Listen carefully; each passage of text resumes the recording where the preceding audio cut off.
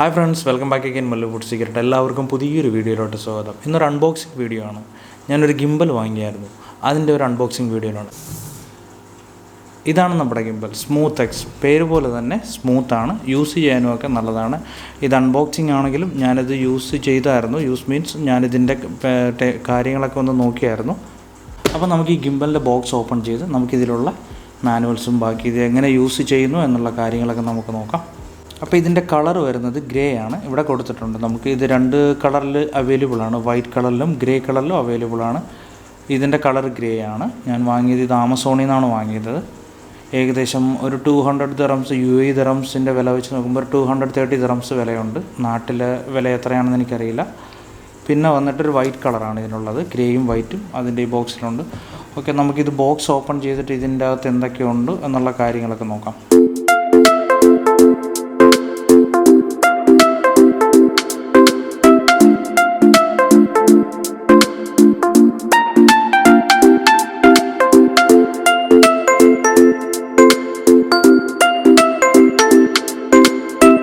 ഈ ഗിംബൽ നമുക്ക് ഓപ്പൺ ചെയ്തെടുക്കാം. ഇത് വെളിയിലെടുത്തിട്ട് നമുക്കിതിൻ്റെ ഇതെങ്ങനെയാണ് വർക്ക് ചെയ്യണം എന്നുള്ള ഒക്കെ ഒന്ന് നമുക്ക് നോക്കാം.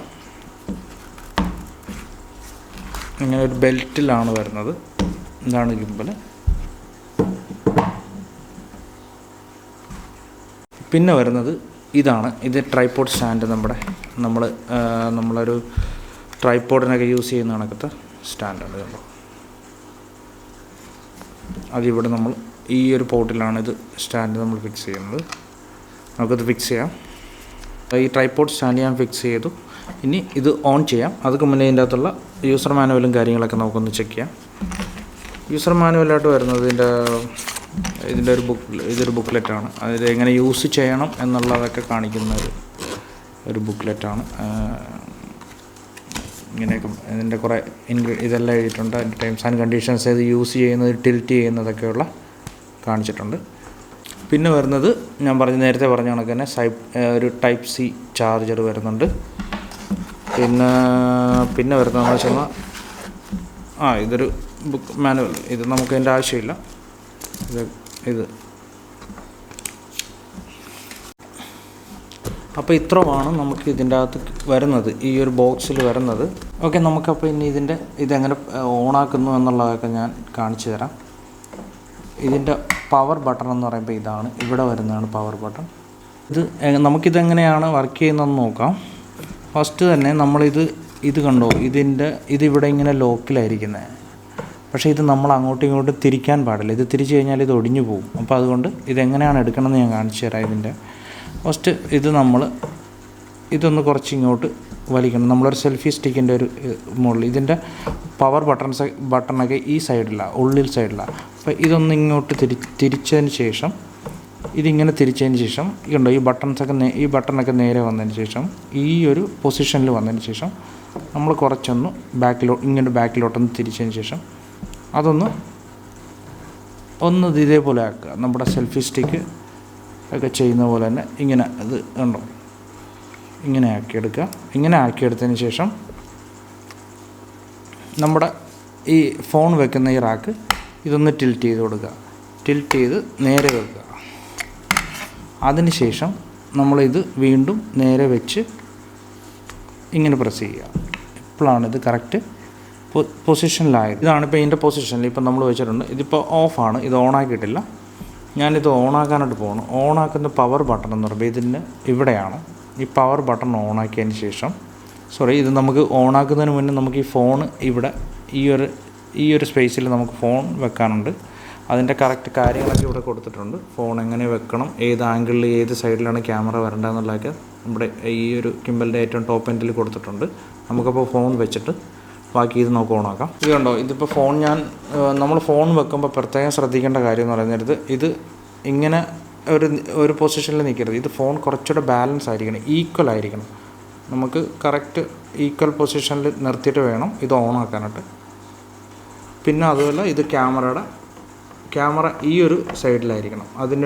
ഈ ഗിംബലിൻ്റെ മുകളിലൊരു റെഡ് ആരോ ഉണ്ടോ, ഈ റെഡ് മാർക്ക്, അതായത് ക്യാമറ ആ സൈഡിലോട്ടായിരിക്കണം എന്നുള്ള ഒരു വാണിംഗ് ആണത്.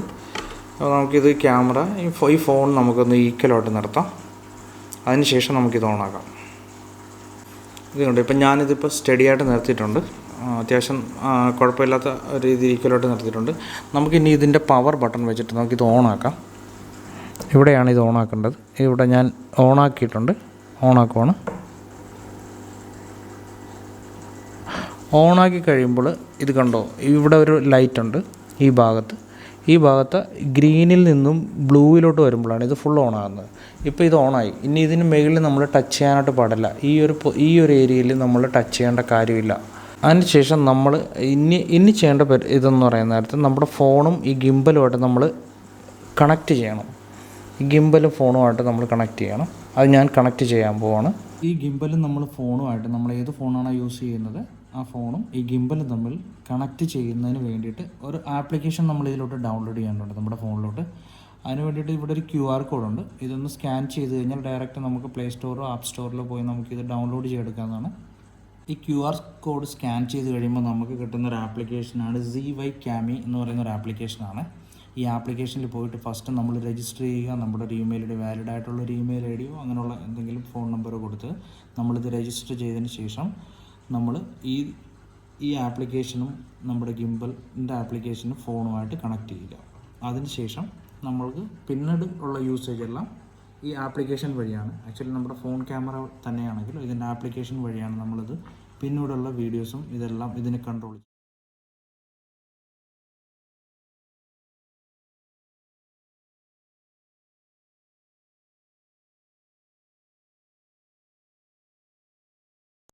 ഓക്കെ, ഞാനിപ്പോൾ ഇത് ഗിംബൽ ഏകദേശം ഈ ഫോണും ഗിംബലും തമ്മിൽ ഞാൻ കണക്ട് ചെയ്തിട്ടുണ്ട്.